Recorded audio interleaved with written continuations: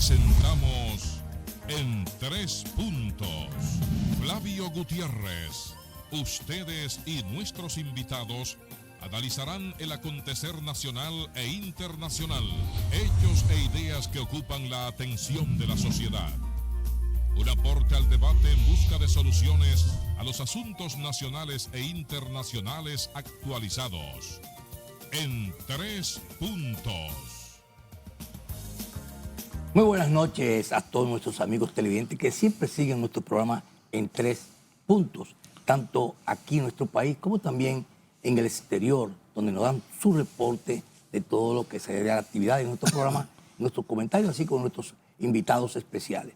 Hoy tenemos un invitado especial, un joven economista con un amplio currículum que vamos a tener aquí hablando en la noche de hoy de todo lo que ha sido el proceso de la guerra de Medio Oriente, sus consecuencias, causas, y sobre todo cómo afecta a la economía global y el impacto que vamos a tener aquí en nuestro país con lo que sería o estamos teniendo aquí en República Dominicana con esta guerra de Medio Oriente. Vamos a dar unas notas de lo que ha sido el currículum de Raúl Ovalles, es socio director en analítica, firma líder en inteligencia económica, dedicada a ofrecer servicios de consultorías y estrategias en el sector privado, instituciones multinacionales y entidades estatales. Posee una maestría en macroeconomía aplicada a la Pontificia Universidad Católica de Chile y ha servido como docente de macroeconomía en la Pontificia Universidad Católica Madre y Maestra. Especializado en tópicos microfiscales, ha complementado su formación como curso de la FMI, Banco Central en Brasil y la Universidad de Columbia, entre otros. Si leemos el currículo de Raúl Ovalles, no terminamos la noche de hoy. Pero todo eso lo vamos a conocer en lo que van a hacer nuestra entrevista en la noche de hoy, también conociendo todo el impacto de lo que ha sido y cómo afecta a la guerra de Medio Oriente. Pero siempre acompañándonos Javier López, Guillermo Torres, no, el doctor Balcárcel, que está con nosotros miércoles, porque está acostumbrado a estar los martes. Y ayer usted no estuvo con nosotros. Buenas noches. Guillermo quería entrevistar al diputado. Es verdad. Buenas noches, Flavio. Buenas noches, Nelson. Buenas noches, Raúl. Buenas noches, amigos televidentes. Hoy vamos a hablar de todo lo que ha dicho Flavio y esperamos que sea de su agrado. Así es. Gracias, Javier. Buenas noches a ti. Buenas noches a Flavio Gutiérrez.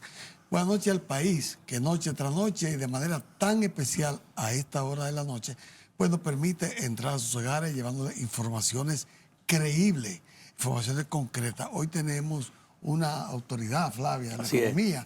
Tú dijiste muchas cosas, pero se te olvidó decir una importante. También es director de la Escuela de Economía de la Pontificia Universidad Católica Madre y Maestra. Y que tiene un currículo tan amplio que no terminamos esta noche. Tan joven, ¿verdad que sí? Bueno, así es. Le damos la bienvenida a Raúl. Buenas noches, es un placer tenerlo por aquí esta noche con nosotros y sobre todo para tratar temas que están impactando al mundo. Muchísimas gracias, es un gusto estar aquí con ustedes, con su teleaudiencia y reconocer a nuestro amigo, el doctor Virgilio Solano, quien propició este encuentro. Así es. Bueno, vamos a empezar porque realmente vemos que esta guerra que se inició en Medio Oriente se entendía que era una guerra corta o la visualizaron que fue la percepción de sus creativos. Sin embargo, esta guerra ya va para casi 3 meses, corriendo del 28 de febrero que se inició y todavía esa guerra no termina, al contrario, está en una situación de incertidumbre donde mantiene los mercados de capitales bastante preocupados porque crea una inestabilidad tanto en la economía global como también en la economía nuestra. Nos gustaría que Raúl pudiese darnos un briefing de todo lo que ha sido este proceso, en qué punto estamos, porque realmente arranca, se detiene y después queda un letargo. ¿Cuál es la situación? Es interesante que comencemos por ahí y para partir hay que reconocer que la zona donde está ocurriendo la guerra, desde el punto de vista de la producción y exportación de energéticos, dígase, petróleo, gas natural, sobre todo cuando uno considera Irán, gran productor de petróleo y de gas, Qatar, gran productor de petróleo y de gas, Kuwait, Arabia Saudita, Irak, Omán, Bahrein. Esta región viene siendo a nivel global el equivalente a una superpotencia energética. Si pensamos en la economía mundial, es como su cuarto de máquinas. y el cuarto de máquinas hoy está encendido. Ese cuarto de máquinas también hay que saber que tiene un pasillo, si se quiere, que es el famoso estrecho de Hormuz, que está saliendo tanto en las noticias, que está en aguas territoriales iraníes, y que los iraníes, como parte de su estrategia de defensa asimétrica, es decir, tenemos un poder militar superior, como Estados Unidos, enfrentando a uno inferior, como es Irán, pero Irán se adapta ante esa situación, como lo haría un puercoespín enfrentado ante un león, y cierra el estrecho de Hormuz como una forma o estrategia para tratar de ahogar la economía mundial. ¿Cómo lo hace? Por ese estrecho pasaba cerca del 30% del petróleo navegable a nivel mundial. Entonces, hoy, a casi un poco más de 3 meses, tenemos un mercado global subofertado en cerca de 15% de lo que sería la demanda global de petróleo. ¿Por qué esto es relevante? Y paradójicamente está ocurriendo en un contexto donde hay una extraña calma. Porque cuando uno mira los indicadores financieros en Wall Street, uno tiene que uno de los principales índices globales, el Standard & Poor's 500, está en máximos históricos. Las previsiones del Fondo Monetario Internacional sobre crecimiento económico mundial para este año en cerca de 3%, más o menos en línea con el promedio histórico. Estados Unidos con previsiones de crecimiento de más de 2%, por encima incluso de su crecimiento tendencial. Es algo paradójico que tengamos una situación tan grave, nunca antes vista, un shock energético histórico, como ya se ha caracterizado, y al mismo tiempo una economía global que tiene este desempeño bastante favorable. Y yo creo que hay que reconocer que esta extraña calma se alimenta de 2 grandes cosas. Primero, cuando inicia la guerra y se cierra el estrecho de Hormuz, la realidad es que muchos de los barcos, porque los barcos, ustedes imaginarán, andan muy lentos, son unas embarcaciones enormes, estos tanqueros, y hay quienes estiman, navegan a la velocidad de una bicicleta. Ustedes pueden imaginarse el tiempo que se toma salir del Golfo Pérsico para llegar a un destino en Corea, o una refinería que esté en China, o en Japón. Entonces, en el momento que estalla la guerra, había un stock flotante de petróleo que estaba todavía arribando a sus distintos destinos. Entonces, los países seguían recibiendo petróleo. El problema fue que el último de esos barcos llegó a final de abril. Entonces, ahora muchos de estos países están ocupando reservas estratégicas, inventarios de petróleo. Y esos inventarios han permitido que el mercado global no enfrente lo que es, insisto, este desbalance entre oferta y demanda de casi 15%. Entonces, hay un reloj de arena operando actualmente que está alimentando esta extraña calma. ¿Cuándo vence ese reloj de arena? Cuando se agoten o lleguen, mejor dicho, a mínimos operativos de estos inventarios. Recientemente salió una noticia de Bloomberg donde ellos estiman que hacia septiembre podríamos entrar en mínimos operacionales. A finales de junio de este mes, inicio de julio, estrés operativo. Y si eso ocurre, al final lo que terminará pasando es que el mundo va a salir a comprar petróleo en un mercado subofertado en 15%. Eso nunca se ha visto en la historia del mercado petrolero, y el precio que equilibra este desbalance de oferta y demanda podría superar $150. Eso es catastrófico para la economía global. Eso se parece más a la pandemia que a cualquier otra guerra que me atrevo a decir, con su juventud acumulada, combinada aquí, posiblemente nunca en su vida lo hayan visto. Entonces, yo no quiero decir esto para sonar catastrófico. Aquí hay que introducir un realismo pragmático de cuál es el riesgo. Me gusta pensarlo como en el momento en el que se cierra el estrecho de Hormuz, fue como si se formara al oeste de África un huracán categoría 6, algo que nadie nunca ha visto. Y nosotros hemos visto cómo se viene acercando. Hoy está cerca de Puerto Rico y todos pensamos que se va a desviar. Queremos que se desvíe, ojalá y que se desvíe, pero se requiere un protocolo de respuesta en caso de que no ocurra. Claro. Porque ese desvío eventualmente depende del acuerdo al que pueda llegar Estados Unidos con Irán. Estados Unidos sigue presionando, pero todavía no hay acuerdo. Y si ese acuerdo no se materializa antes de que los inventarios lleguen al estrés operativo, entonces podríamos ver esta catástrofe de precios. Pero hay un detalle que me llama mucho la atención, y es que Estados Unidos, un país productor de petróleo, tiene hoy sus niveles de gasolina en precios más altos en toda su historia. $5 en muchos estados. Entonces, hay una inflación que viene galopante, siendo productor de petróleo, claro. Ellos no usan sus reservas estratégicas, pero tampoco venden, exportan. ¿Por qué se está afectando Estados Unidos en términos de consumo de petróleo siendo productor? Sí, yo quisiera hacer una precisión. Todavía los precios no han llegado a máximos históricos. No ha llegado, pero en la gasolina sí está Ha aumentado bastante. En California, por ejemplo, hay zonas donde incluso supera $7 y demás. Esos máximos llegaron durante La guerra el 79 de Yom Kippur. y Yom Kippur, exacto, primero. Ajá. Pero ojo, si se materializa el riesgo que acabamos de mencionar, eso claramente ocurriría. Ahora, cuando se dice que Estados Unidos es un exportador neto, es cierto, pero yo quiero precisar algo. Ellos son grandes importadores también de crudo, porque ellos necesitan refinar el crudo para generar la gasolina. Hay zonas que son importadores netos, porque Estados Unidos es gigante. California es un importador neto de crudo. Entonces, si bien a nivel macroeconómico el país en su conjunto exporta, la realidad es que tiene que estar importando y al importar enfrenta los precios internacionales. Y esos precios internacionales hoy son el reflejo de un mercado subofertado. ¿Qué podría pasar? Y qué bueno que trae el punto.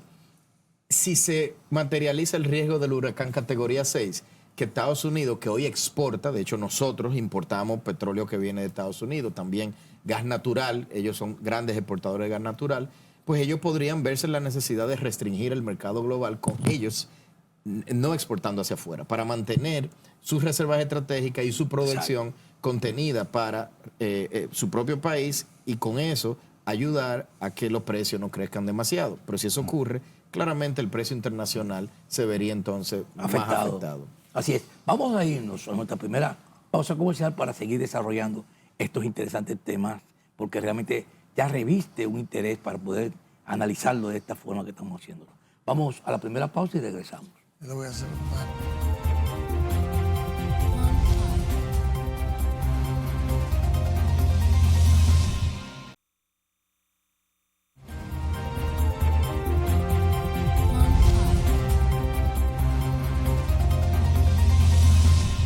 Bien, ya estamos aquí en la mesa de la entrevista, donde vamos a brindar con un sabroso jugo de manzana de rica. La calidad se impone y sobre todo cuando tenemos a invitados especiales, pues si gusta puedo tomar. Ya había tomado, pero... No, es solamente para brindar aquí junto con todos, porque aquí nuestro público siempre está presente en cada uno de estos comerciales que hacemos, porque está pendiente de la calidad, porque Rica es un representante de la calidad y sobre todo en estos momentos que se necesita la calidad de la gente como nuestros invitados que siempre llegan aquí con nosotros. Salud. Ovalle, tú mencionabas ahorita que los barcos van a una velocidad relativamente igual o parecido a la velocidad de una bicicleta, para poner en vista de que van muy despacio.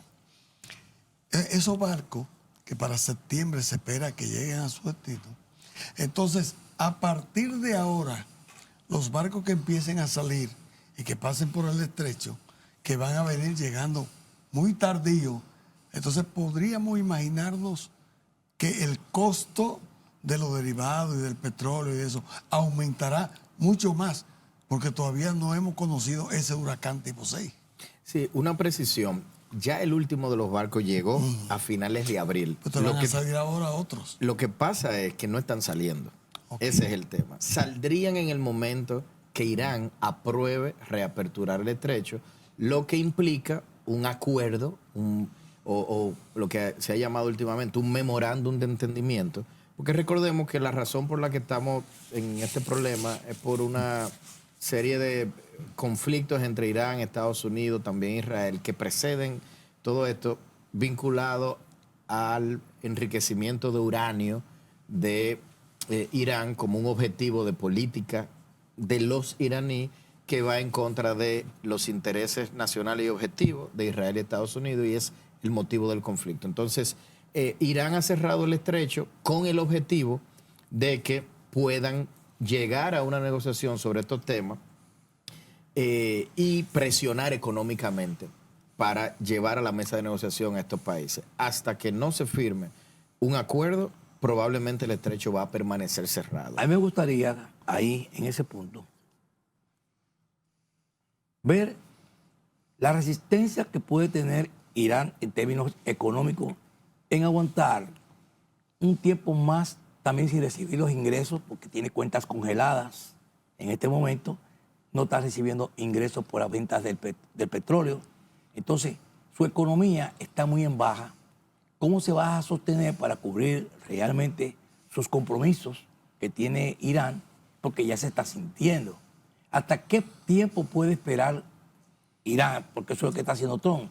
Está tratando de ahogar su economía. Entonces, si tiene que mandar tropas a enfrentar, sino en una forma de presión económica, ¿hasta qué momento puede llegar Irán para poder? Esa es una pregunta muy interesante y de hecho el estudio de las sanciones en economía desde hace más de 70 años es un tópico donde se profundiza. Tenemos el caso de los cubanos, que va comenzando a responder parte de su pregunta. Tenemos el caso de los norcoreanos. Sí. Tenemos el caso de los vietnamitas. De hecho, yo puedo ampliar su pregunta incorporando el elemento militar. ¿Hasta qué punto puede un país que es una potencia militar superior atacar a uno inferior y el inferior aguantarlo? Vietnam fueron 10 años. 10 años. Entonces, hay esta teoría de que el ahogamiento económico es suficiente para provocar la capitulación, pero la realidad es que no se sostiene en evidencia. De hecho, yo no conozco casos de países que hayan, a partir de las sanciones, generado una capitulación, que se hayan rendido literalmente. Quienes terminan sufriendo más es justamente el pueblo, porque los que están, y es lo que la evidencia sostiene, administrando el Estado, al final del día tienen recursos para que el Estado se administre, pero no para generar una provisión adecuada de bienes y servicios, y la población es la que termina sufriendo. Hoy está sufriendo bastante, están atravesando por hiperinflación, por una caída histórica de su actividad y crecimiento económico. Y cuando uno considera elementos adicionales que no hemos mencionado, pero por Hormuz también salía el 30% de los fertilizantes a nivel global. Por eso. Es posible que nosotros veamos en el caso de Irán una crisis humanitaria como quizá no la hayamos visto en muchos años. Por alimentación. Y a nivel global, países también que demandaban mucho de estos fertilizantes y que recibían donaciones incluso de alimentos en África subsahariana y demás, es posible que hasta 2027 veamos incluso hambrunas. Entonces, en resumen, a su punto, yo tengo mis dudas de que la estrategia de ahogamiento económico resulte en capitulación. No estoy negando de que resulte en dolor, pero es un dolor que históricamente el país que lo está sufriendo termina aguantando. Los iraníes han aguantado 47 años de sanciones. Ellos están a meses de conseguir, si se mantienen haciendo lo que están haciendo, que la economía global se arrodille. Y la verdad es que es temible esa paciencia.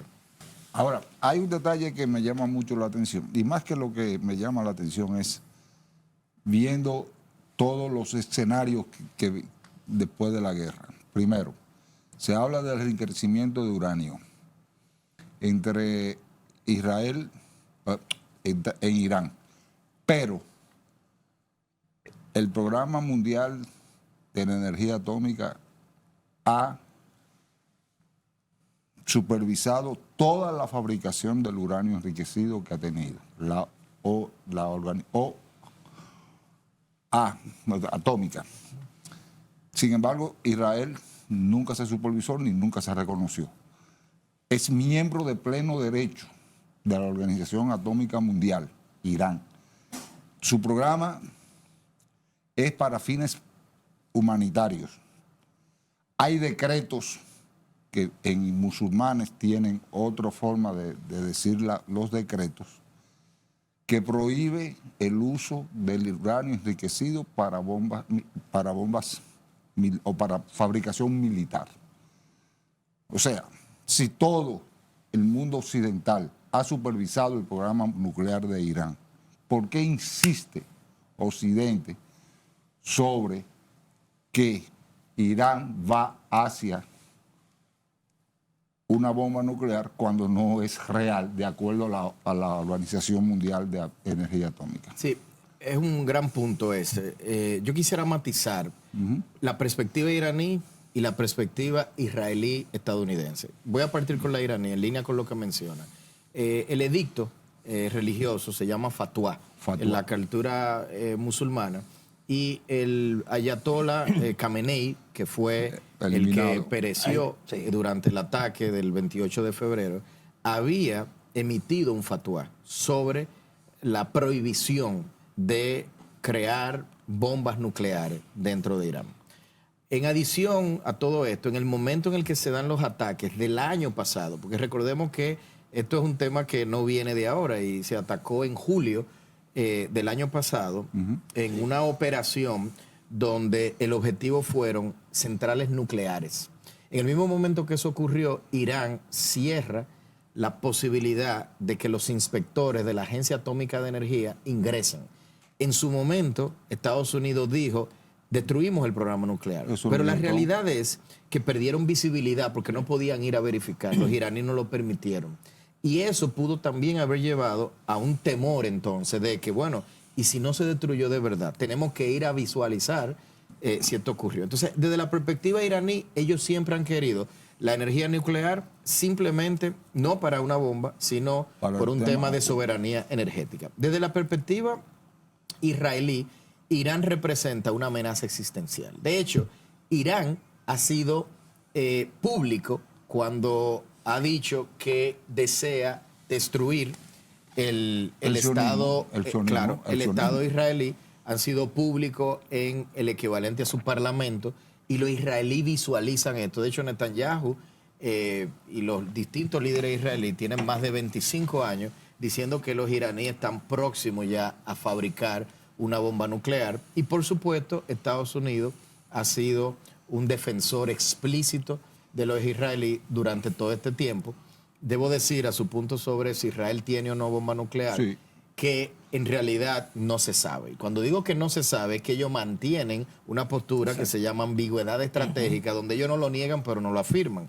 Entonces hay quienes pueden decir, bueno, no tengo evidencia, pero no tengo duda, pero quiero sí establecer, y sobre todo de cara a la teleaudiencia, de que ellos nunca lo han negado, no lo han afirmado, aunque nadie tampoco puede negarlo. Entonces tiene dos narrativas en el fondo que compiten. Una, desde el punto de vista de Israel, que visualiza a Irán como una amenaza existencial, y otra, desde el punto de vista de Irán, que dice no nos interesa. ¿Qué dice la historia? Libia, con Gaddafi, decidió, similar al caso iraní, que no iba a perseguir un programa nuclear. Y al poco tiempo, bueno, fue invadido y hoy Libia quedó balcanizado, por decirlo de algún modo. Corea del Norte, en un ejemplo contrario, decidió hace más de 30 años perseguir un programa nuclear con el padre de Kim Il-jong, que era Kim Il-sung, y con Corea del Norte, a pesar de que todos entienden que hay una dictadura, que violan derechos humanos, que además son enemigos declarados de Occidente, Occidente no se atreve a intervenir con Corea del Norte. Pakistán, tú tienes el caso Por de lo Pakistán. tanto, ellos son potencia nuclear, pero entonces, ¿cuál es el tema? Que desde el punto de vista de los iraníes, aún y tengamos el edicto, el fatwa, posterior a estos incidentes que se han armado, hay que ver si ya ellos han cambiado su visión de si deben entonces armarse nuclearmente como una forma de disuasión ante los riesgos que se materializaron con los ataques del 28 de febrero. Así es. Vamos a irnos a nuestra segunda pausa comercial para continuar con este interesante tema, porque realmente es de alto interés, porque también afecta a estos países pequeños que no dependemos de petróleo, tenemos situaciones críticas con la energía a un costo bastante alto. Vamos arriba y regresamos.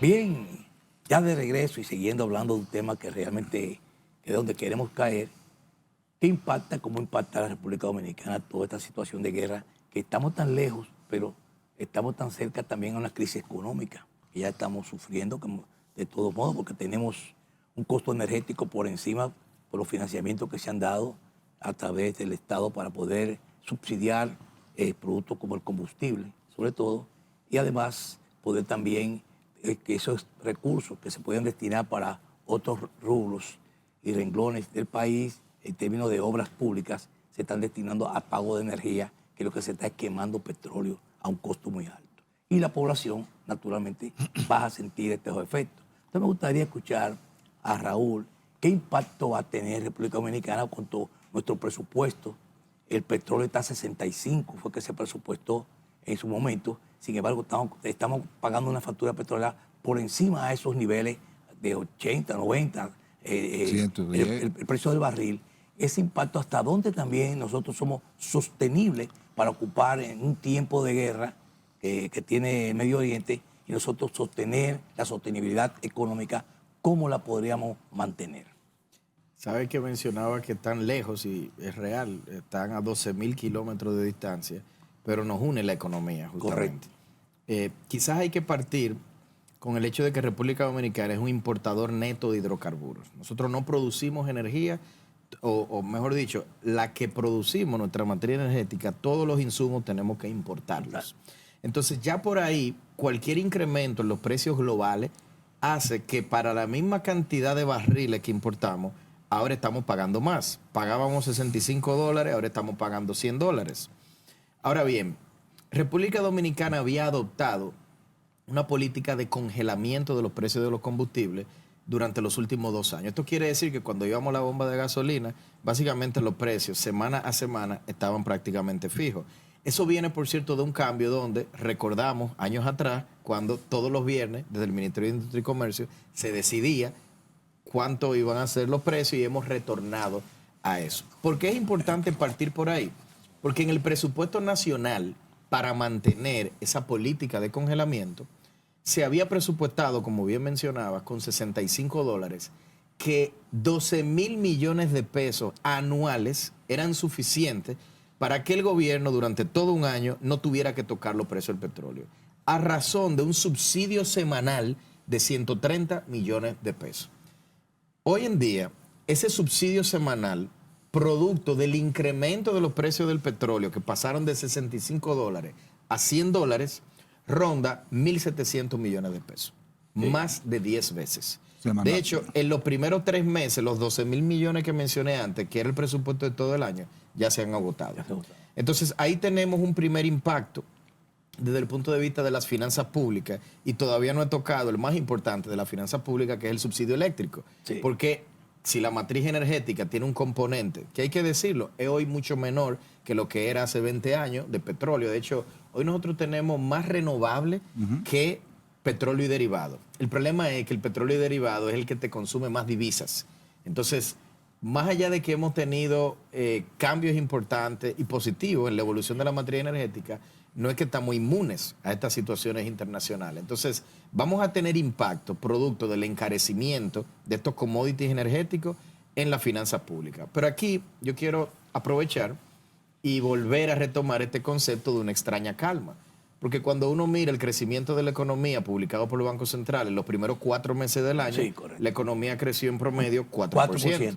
Entonces uno diría, la economía está creciendo muy bien a pesar de que estamos navegando el mayor choque energético de la historia. ¿Por qué?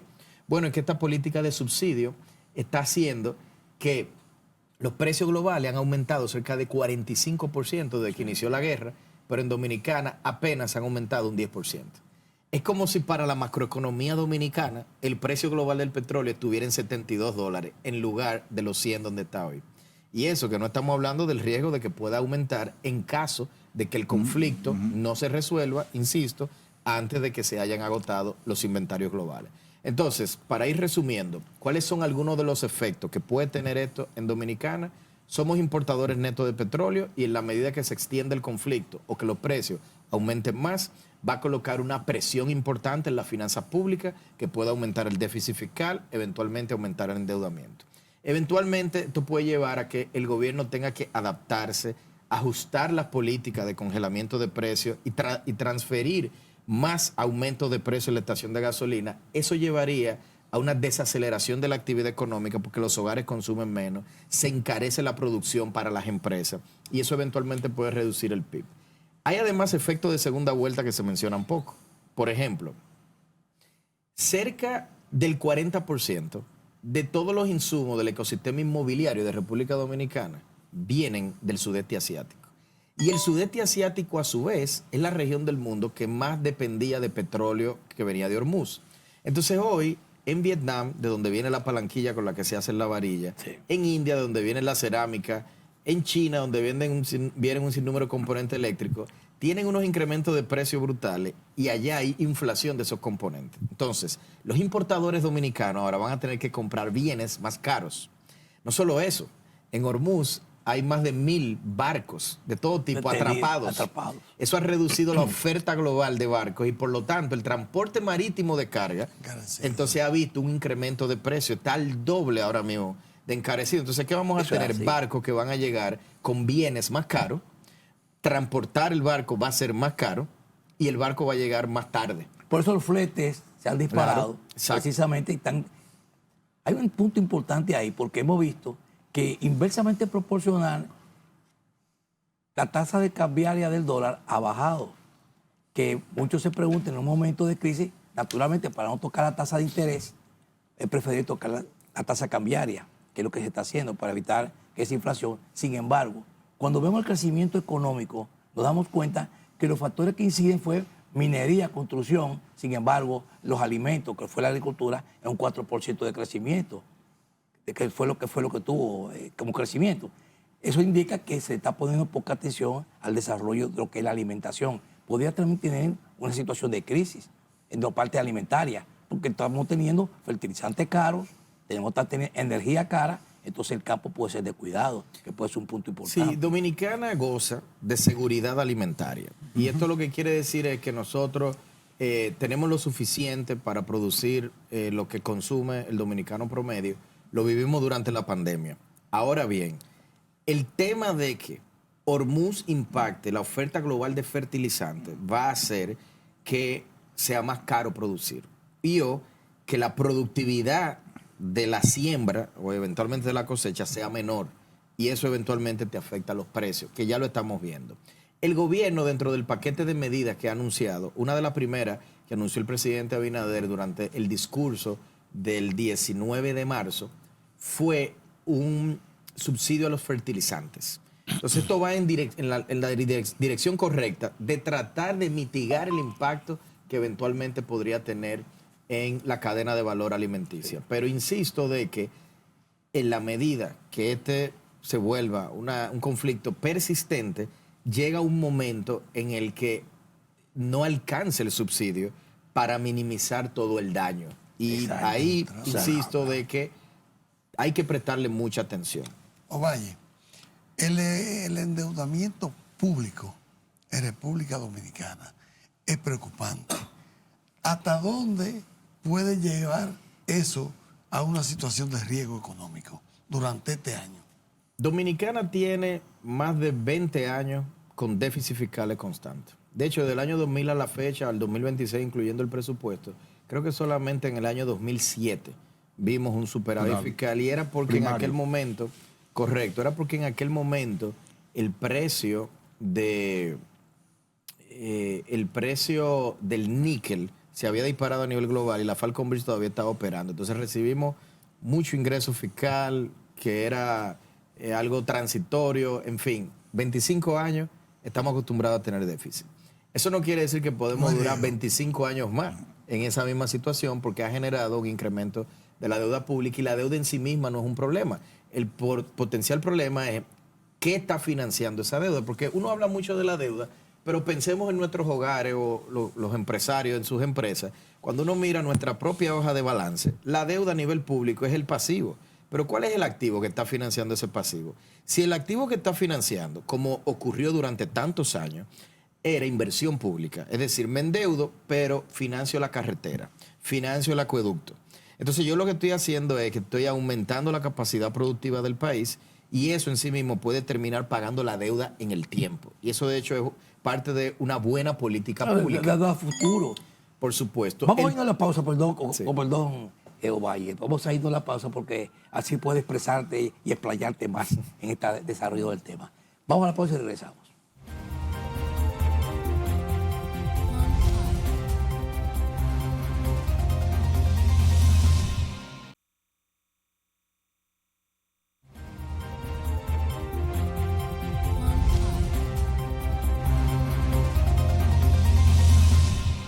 Bien, ya en la última pausa de este bloque. Realmente necesitaríamos más tiempo porque lo que nosotros queremos proyectado para seguir aquí con Raúl Ovalle, que está dando aquí una cátedra interesantísima de lo que es esta crisis global que se está presentando, no solamente para el mundo, por eso porque cuando la energía, y dependemos todos de energía, realmente es un tema que hay que prestarle interés, y sobre todo cuando se dilapidan tantos recursos, precisamente cuando ocurren estos tipos de fenómenos que se están dando en este momento. Entonces, Raúl, me gustaría que continuara, que te interrumpimos para la publicidad, continuara con lo que tú estabas explicando. Con mucho gusto. La pregunta sobre la deuda, que siempre es relevante en Dominicana, la aclaración que siempre me gusta hacer es que cuando pensemos en deuda, tenemos que pensar en la hoja de balance completa del gobierno. No solamente mirar la deuda, sino preguntarnos qué está financiando esa deuda. Durante muchos años en República Dominicana, antes de la pandemia, el incremento de la deuda pública estaba completamente alineado al incremento de la inversión pública. Y en ese sentido, nosotros vimos cómo los organismos internacionales, las calificadoras de riesgo y de hecho la comunidad global de inversionistas seguía apostando a República Dominicana. Justamente por eso, porque no veían a la deuda como un problema siempre y cuando estuviese financiando el aparato productivo vía inversión pública. El problema es que cuando llega la pandemia, el incremento del déficit de ese momento y de la deuda entonces fue destinado a salvar la economía con los programas sociales, que era lo que se tenía que hacer en el momento. El problema fue a posteriori, que estos programas no se desmontaron. De hecho, recuerdan a una frase famosa del gran premio Nobel de Economía, Milton Friedman, que decía, no hay una cosa más permanente que un programa transitorio de gasto público. Entonces se volvieron muchos de estos programas permanentes cuando el fin era transitorio, producto de la pandemia, y hoy buena parte del incremento de la deuda no está financiando inversión pública nada más, está financiando incremento de gasto corriente. Así es. Y eso es lo que no es sostenible en el tiempo y amerita, quizás hoy no tendríamos tiempo para entrar en el detalle, a un reajuste de las finanzas públicas, porque si no, en algún momento los mercados pueden comenzar a castigarnos. Y castigo aquí significa tasas de interés mucho más altas. Entonces, ahí viene un punto. Nosotros, de acuerdo a los números que dio el Banco Central esta semana por su propio gobernador, señor Albizu, da a conocer que nosotros estamos teniendo un crecimiento económico de un 4%, 4.1, 4.2%. Sin embargo, ya rebasamos el rango meta que tiene una inflación de un 5%. ¿Cómo se puede manejar la macroeconomía que está de acuerdo que está sana? ¿Cómo podemos comparar si sigue creciendo? Porque si nosotros pasamos del rango meta que es más o menos 4, que sería la estabilidad, y estamos en 5 de inflación, ¿cómo podemos estabilizar eso y decir que estamos en una economía sana? Yo quisiera separar el componente crecimiento económico del inflacionario. Voy a partir con la inflación. En República Dominicana, el rango meta de inflación es entre 3 y 5%. Sí. Y en el último informe, la inflación alcanzó 5.1, ligeramente por encima del límite superior. Es natural que haya ocurrido porque producto de la guerra hemos visto incremento de precios de combustible que posiblemente continúen. Entonces, si se vuelve más persistente el conflicto, deberíamos esperar que continúe la inflación en aumento. Solo como referencia, en el año 2008, el precio de petróleo de todo el año, en aquel momento, durante aquel shock petrolero, alcanzó $100, que es el nivel donde está ahora. Y la inflación llegó, si mi memoria no me falla, a cerca de 10%. En cada uno de los episodios previos donde los precios del petróleo han estado en los niveles vigentes, es natural que la inflación se dispare.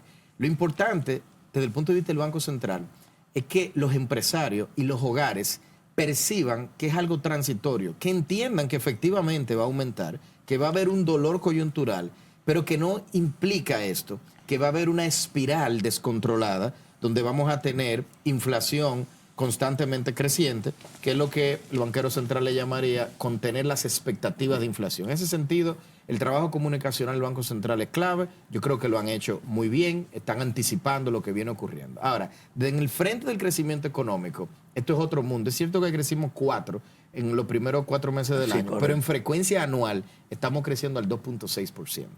Entonces, eso me lleva a pensar que obtener un crecimiento que supere 3%, aún y la guerra terminara mañana, yo lo veo poco probable, muy difícil. Se requeriría en la segunda mitad del año un impulso económico, seguramente fiscal, quizás vía inversión pública, enorme, agresivo, de alto alcance, para tratar de empujar la economía y compensar a nivel público la caída de la demanda privada. Pero entonces la demonetización que se está haciendo, se está demonetizando para restringir el circulante, es para no hacerle presión a la tasa cambiaria. Bueno, yo diría que al revés, es para tratar justamente de que el tipo de cambio que viene apreciándose, pero ojo, viene apreciándose. El peso. Exacto, viene apreciándose por las razones incorrectas. No es que, o sea, nos hemos llenado de dólares, lo cual está muy bien, de Sí, turismo, por eso. máximo histórico, inversión extranjera directa, máximo histórico, remesa, máximo histórico, pero en un momento donde no queremos los dólares porque la economía está desacelerada. Correcto. Entonces las importaciones están cayendo y demás. Y eso ha llevado a una apreciación de la moneda. Y como usted bien dijo, esta apreciación hace que no sea necesario subir más las tasas. Porque si tuviésemos una depreciación del tipo de cambio, las tasas de La tasa interés de interés. tuvieran que subir Correcto. más. Pero insisto, todo esto es una concepción de que esto es un shock transitorio. Y hay que prepararse, insisto. Eso es importante porque en eso es la caso mentalidad de la que persona. no lo sea. Claro. Todos queremos que lo sea, pero Sí. hay que tener un protocolo de Oye, respuesta. pero hay una desconexión entre lo que recibe la gente, el bienestar que recibe la gente, con el crecimiento que hay en la economía. ¿A qué se debe entonces? Yo no creo que haya una desconexión. Al final el bienestar no se mide por el PIB. El bienestar, si se quiere, y es una batería de indicadores, tiene que visualizarse en promedio de décadas.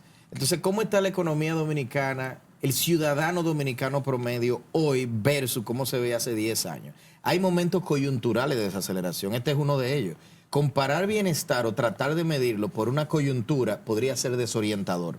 Y de hecho, cuando se pierde mucho bienestar en la coyuntura, que es cuando ocurren las crisis, entonces de repente hay una vinculación directa. El país está creciendo negativo y lo estoy sintiendo grave.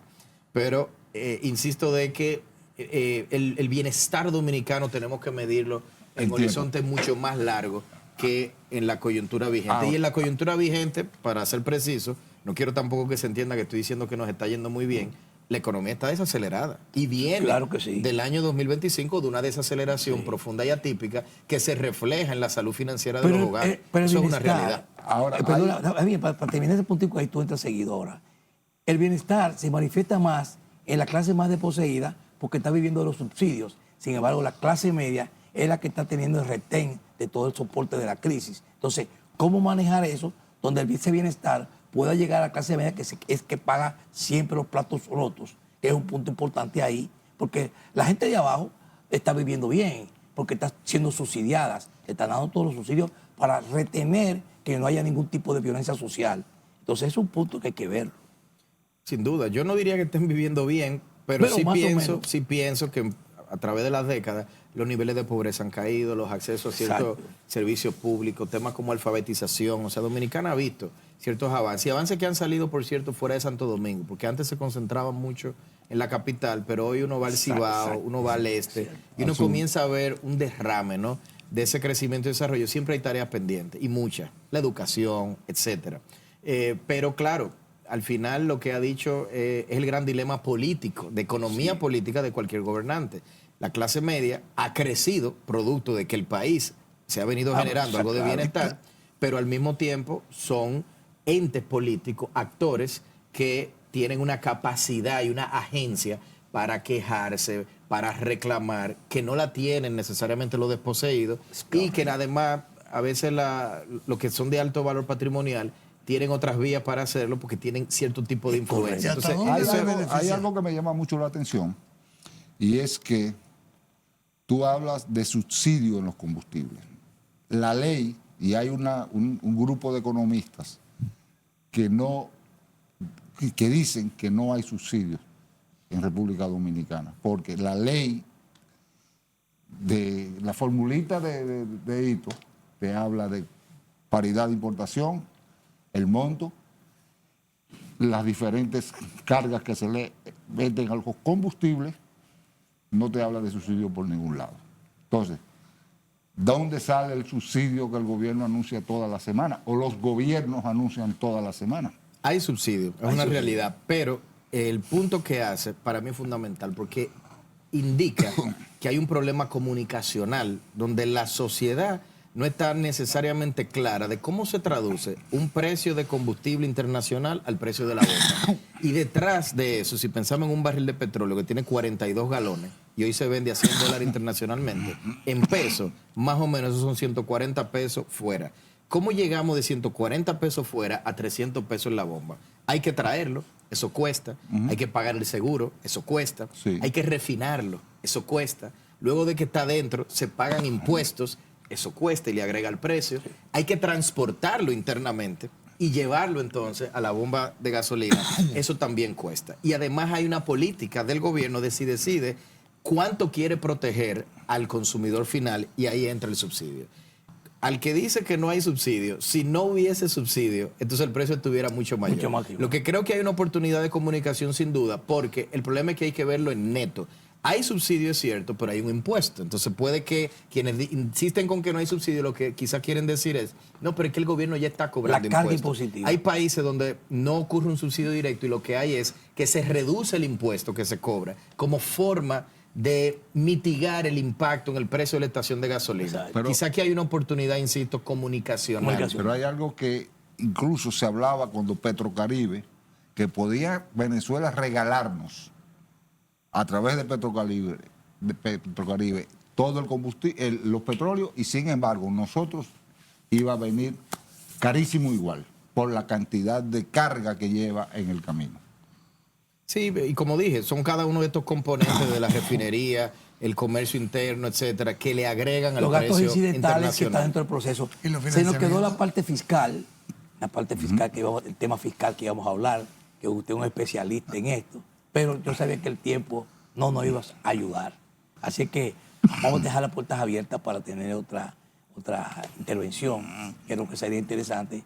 Así que ha sido bastante provechosa y nos faltó esos punticos que veía que son Con mucho gusto, cuando quieran. Aquí estoy. No, está bien. Gracias, estábamos con el economista, director de la Escuela de Economía de la Escuela de la Universidad Católica Madre y Maestra, asesor tanto de empresas públicas como privadas y también un gran analista de estos temas internacionales, sobre todo de la geopolítica, que es la que está afectando de manera global al mundo en estos momentos con la guerra de Medio Oriente, que de inicio la tratamos aquí muy bien desarrollada.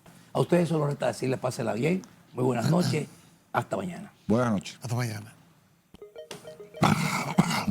Presentamos En 3 Puntos. Flavio Gutiérrez. Ustedes y nuestros invitados analizarán el acontecer nacional e internacional, hechos e ideas que ocupan la atención de la sociedad. Un aporte al debate en busca de soluciones a los asuntos nacionales e internacionales actualizados. En 3 Puntos.